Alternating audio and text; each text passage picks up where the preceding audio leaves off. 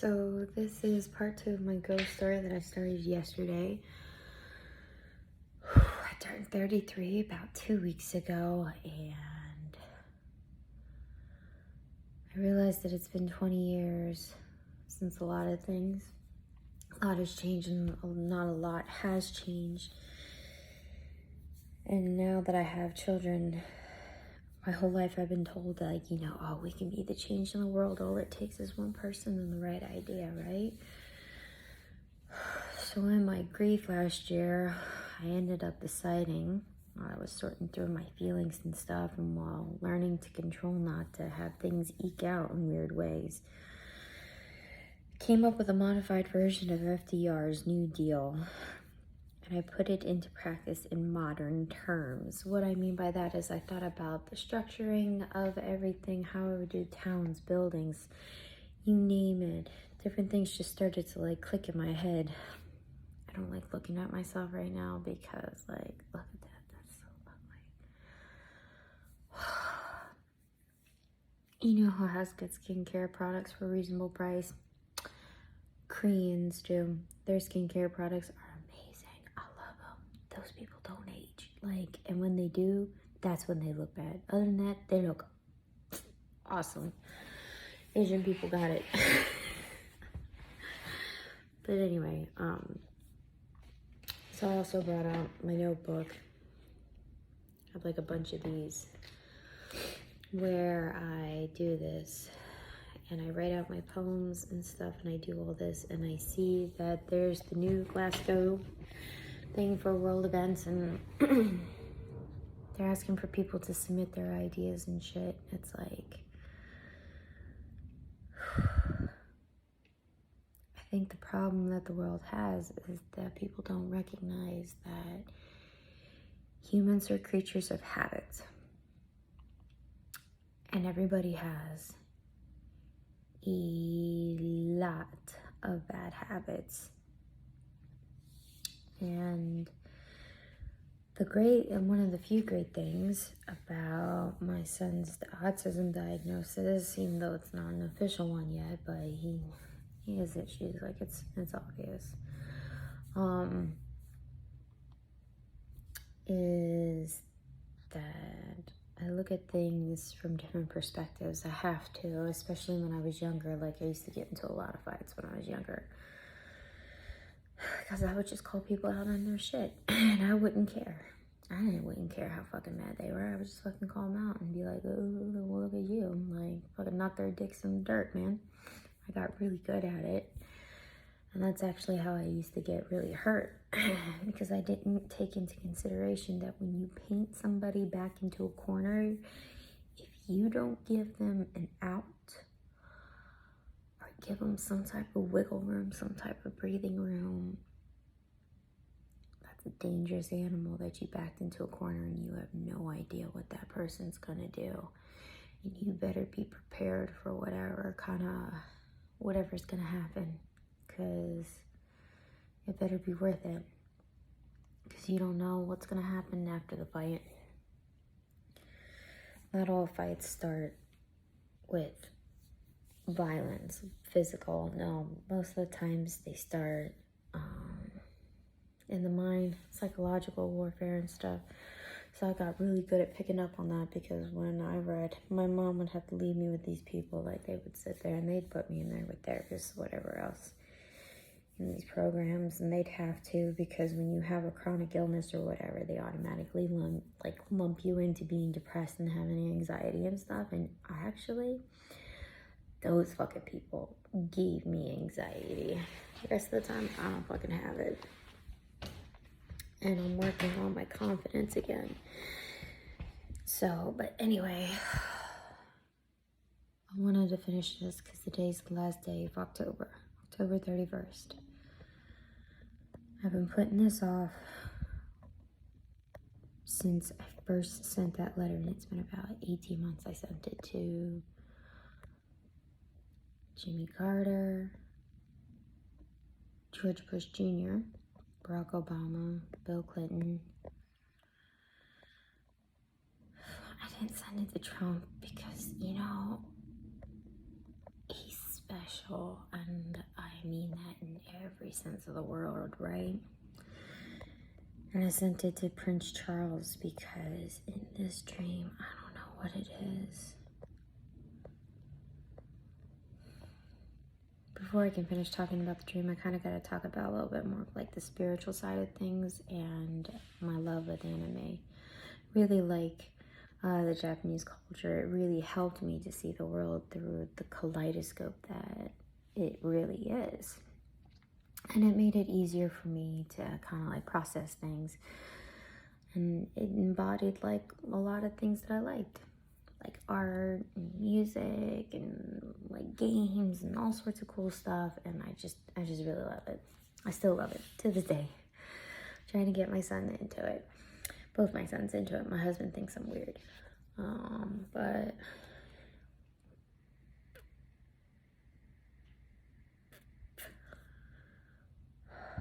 I'm also showing me doing the medicinal marijuana because of the fact that part of the reason why I still look like a shitball, I look like the Waking Dead, is because I tore up my stomach.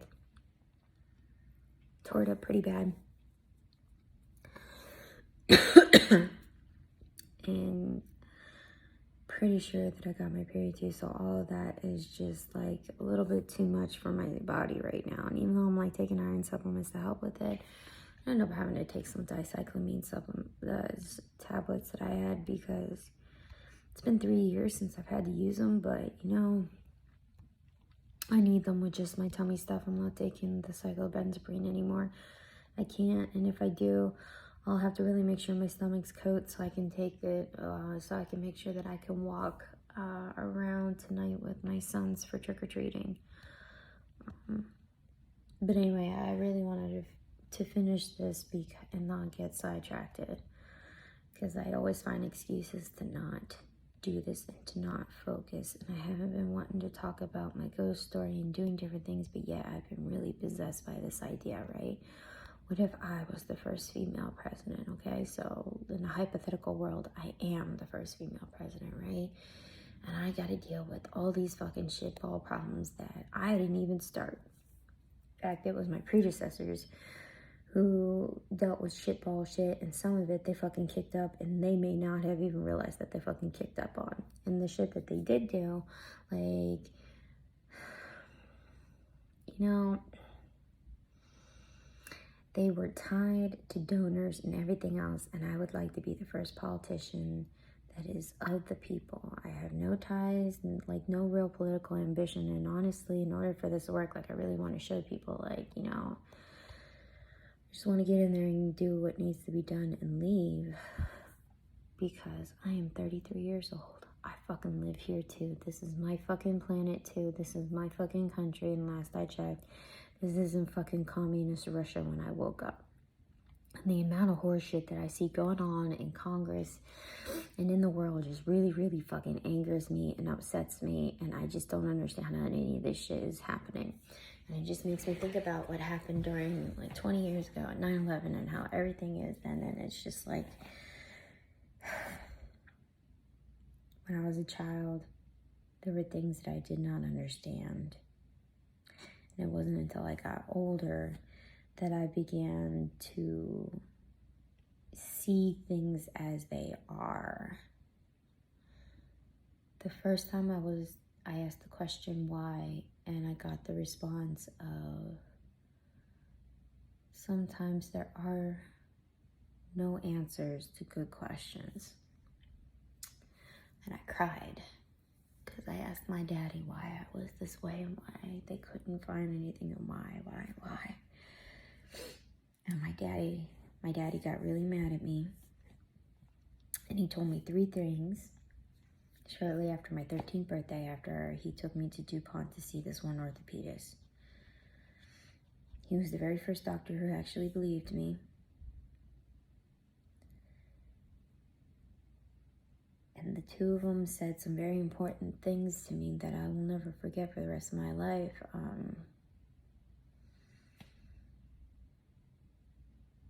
My daddy said 3 things. He said, sometimes there are no answers to good questions.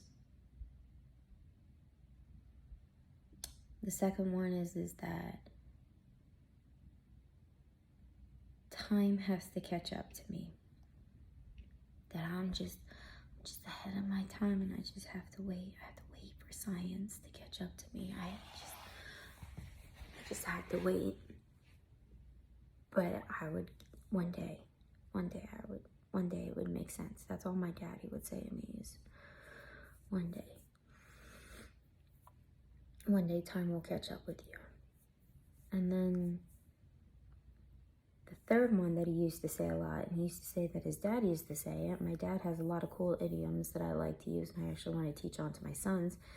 And it kind of goes into this project as well, is the strong take from the weak, but the smart take from the strong. And my daddy, man, he's a good guy, but you know, he can be he can be rough. Especially in the way that he learns, because people were not kind to him in the way that he had to learn. And whenever I would try to explain it to him, it would just make him angry and would just remind him of all the shit that he had to go through. And if he could overcome it, well, why the fuck could I not overcome it? So then it would spark all sorts of other fucked up weirdo arguments where basically I had to remind my dad that, you know, I am never going to understand. I'm never going to experience the things that you dealt with. And that doesn't mean that the pain of it isn't still very much there. But that shouldn't take away from the fact that, you know, you made choices when I didn't have rights. Or I didn't know how to use my voice properly. Anyway, you know, I'm getting off topic anyway. So those are the three things, and those are the three most important ones that I want to pass on to my son. The other one is, and this is the one that I'm trying to teach my husband, is that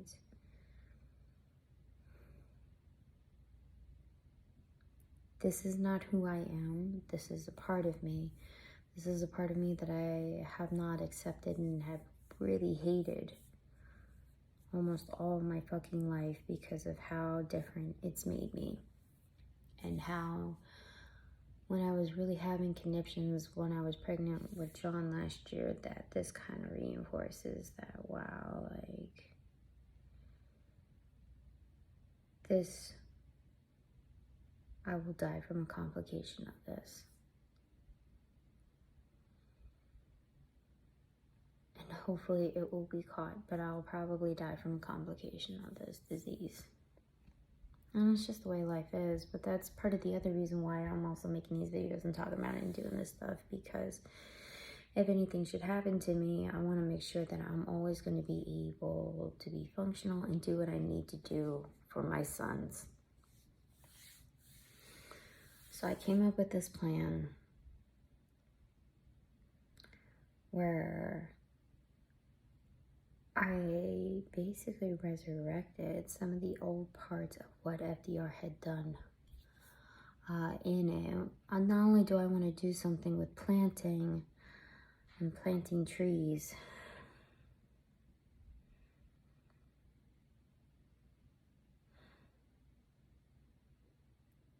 I have to stop a second because I'm all over the place again.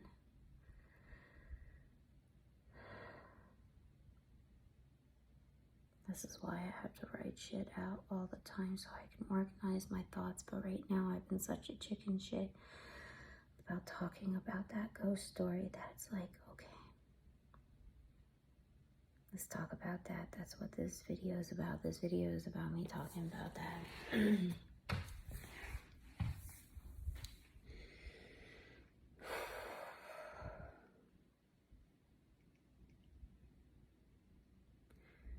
So,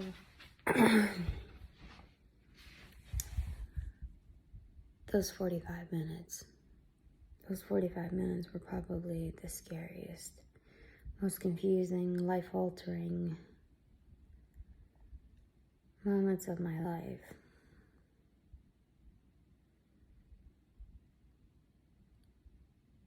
because it was like,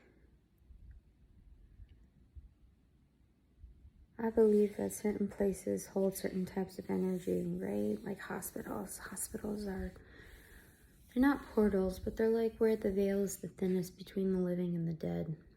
So a lot of weird shit can happen there. Like, I used to experience a lot of weird shit when I worked around dead bodies because the veil's thinnest there. And so with that in mind, I think that I went back to this place in my dreams. Because nobody was listening to me and I was crying and I was just trying to make sure that Bo was safe. So, you know, I shut my eyes after they said that the medication wasn't ready. And as soon as I did that, I was right back to where that tree in the water was.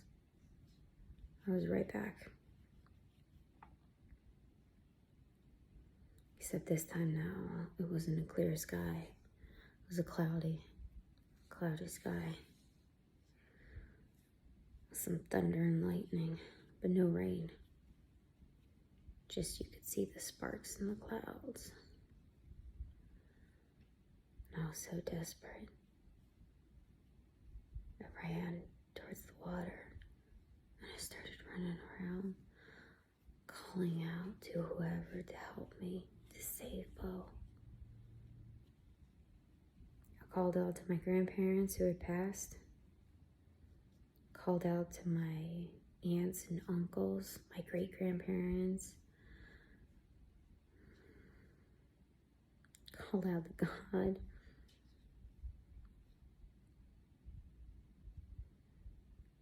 And every time I saw his light begin to really dim, I would call out and there would be no answer. But the white wolf would come back into range on the water and I would periodically see it and then it would run back out again like it was also trying to find help. And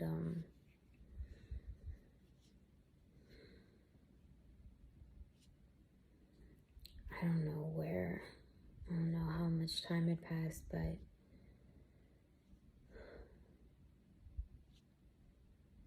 I'd gone back to the tree and I was just sitting taking a break.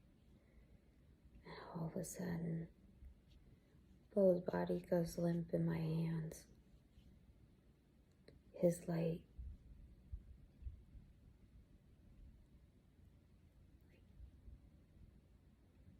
it was so faint.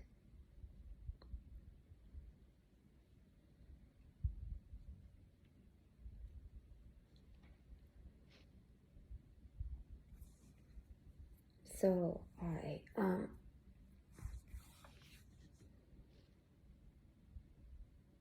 picked him up. I held him as close as I could. And then even though everything in my body was screaming, don't go near the water, I saw a white wolf sitting on the water this time. Like she was waiting for me. And even though everything in my body was screaming, don't go, I marched myself towards the water. The closer I got to the water, the colder it got.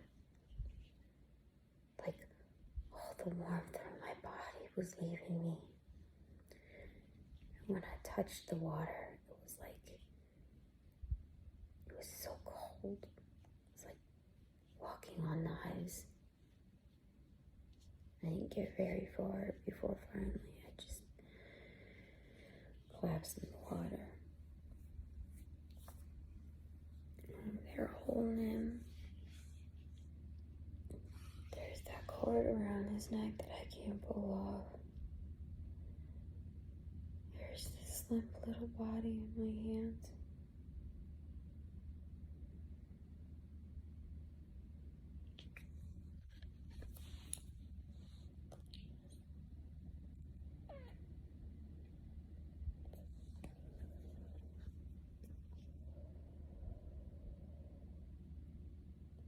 And I told the wolf,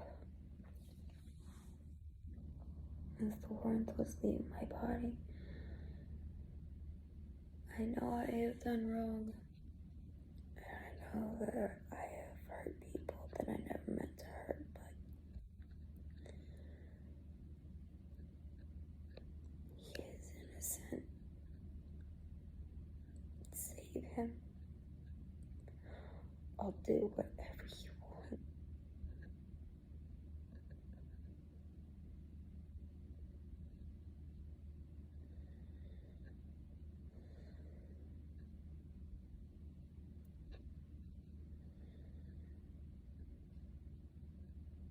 And the wolf, she transformed. She went from being like this beautiful white wolf to like this midnight black wolf, this dark looking wolf with piercing blue eyes.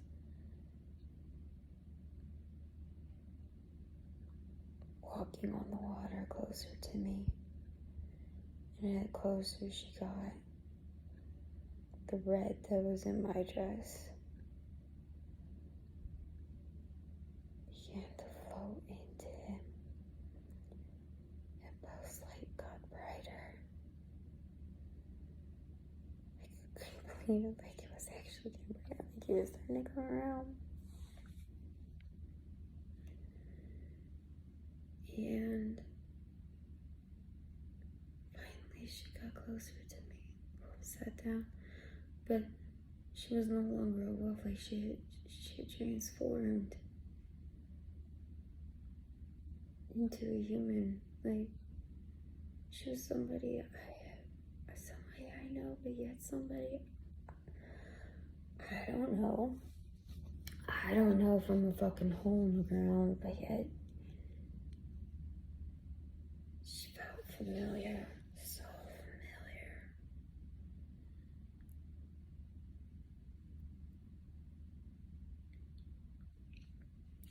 She reached out, she touched me. It was also during this time that I remember hearing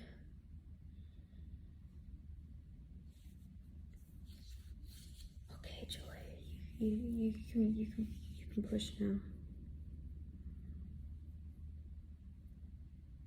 And when I did, that's when I slid my jaw forward and it locked shut.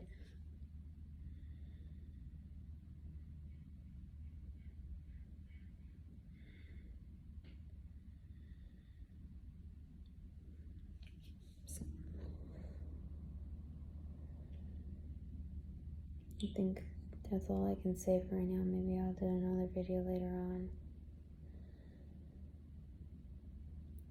I just really need to work on my poems, and I really want to finish this before that summit is over, because I'm ready for change. I'm ready to be the change. I don't want to keep living like this anymore. A world trapped in somebody else's imagination.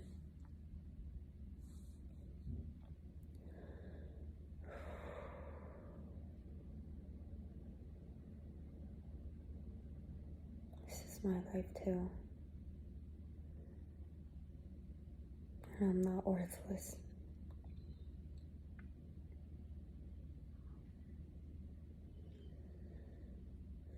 It's been a really hard 7 months filled with a lot of hard truths, so I'll do the second one soon. I guess I'll just keep you guys updated.